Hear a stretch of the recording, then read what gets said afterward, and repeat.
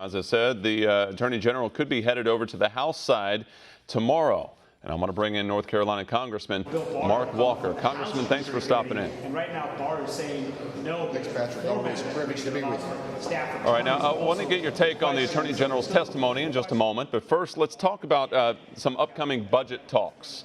I want to put a picture up of what looks like a cutout of a milk carton that says missing House Dem budget. It will likely include policies like the Green New Deal, government-run health care for all, and free college for all. Now, I want to focus on the idea of Medicare for all. By your assessment, how much would it cost the American people?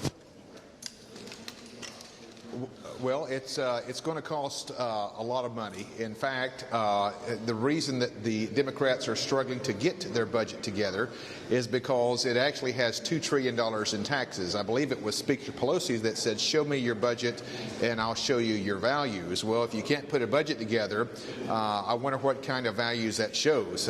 Maybe if I was to answer my own question, if you can't put a budget, I think that shows dysfunction. Right. Well, the Green New Deal seems to be sort of a hot stove that some Democrats just simply don't want to touch. But will Medicare for all be the backbreaker for the next budget proposal? Like, for instance, Congressman, do you expect rank-and-file Democrats to fall in line behind the Bernie Sanders out there and ride this thing out, forcing the hand of Republicans, forcing the hand of the president, and possibly leading to another shutdown? What could be the backbreaker here? Patrick, there are several different scenarios that we're looking at, specifically on the Green New Deal. That you're talking about $93 trillion. If you're looking at Medicare for all, which you just brought up, you're looking at another $30-something billion over the next few years. I believe there's 92 Democrats that have signed or made a move toward the Green New Deal. We're kind of watching to see how many will do Medicare for all. How many Democrats are actually willing to put their name on the line that would strip away health care insurance for more than 160 million people? We think this thing is going to be very damaging to the Democrats. So we'll see how many actually, when it comes down to it, will actually get behind, you mentioned the Bernie Sanders program. We think when push comes to shove, I think it's more talk than it is actually walk. All right. And real quickly, one more on this. How are you and your Republican colleagues gearing up for this battle?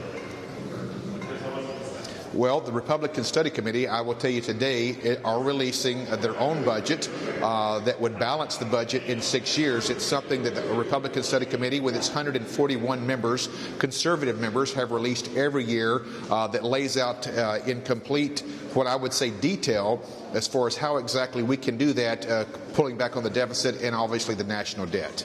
All right. Well, I want to get to this big topic today. Attorney General William Barr went in front of the Senate Judiciary Committee.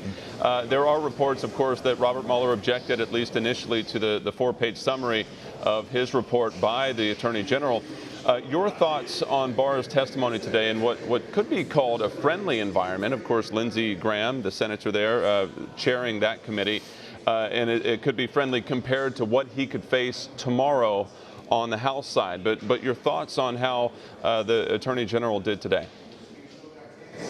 I thought he did a good job.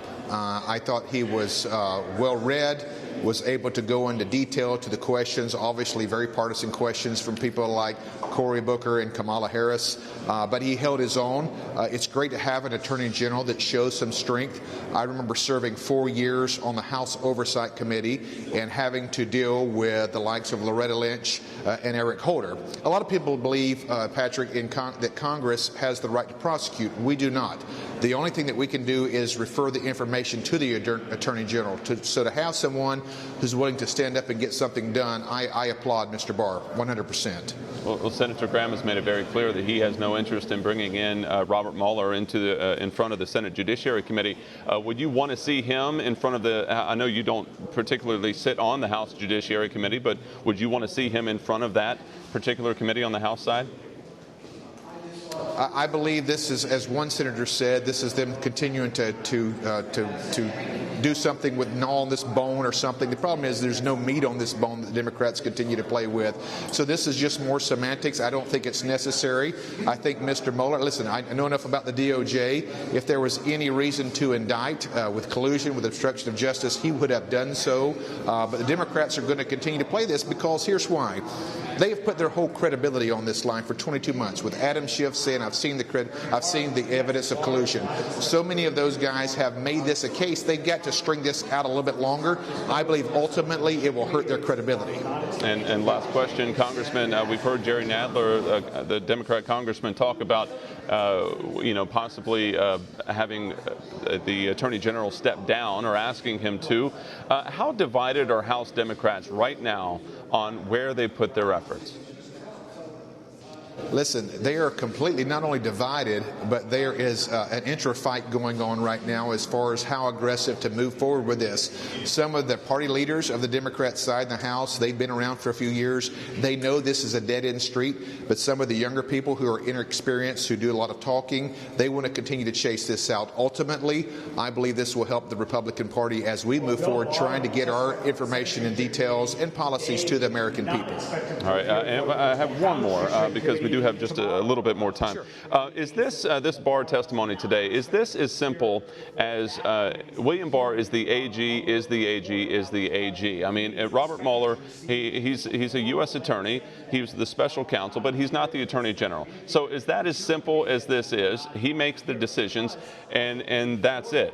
I mean, as he could, again, face the House Judiciary Committee tomorrow. It is, and it's always been that. The Democrats never had any concern, as I mentioned, when Loretta Lynch or Eric Holder was the one that was at the Attorney General that had all power, all authority as far as what they would investigate or what they wouldn't. Now, all of a sudden, as we've seen everything else, when it's a Trump appointee or during the Trump administration, they're going to try to make hay. They're going to strike out, and long term, this will be a big win for the Republicans. All right, Congressman Mark Walker of North Carolina, we appreciate your time as always. Want to see more videos like this? Click on the link below and subscribe to One American News on YouTube. And call your cable provider and kindly demand that One American News is added to your lineup. Call and subscribe today.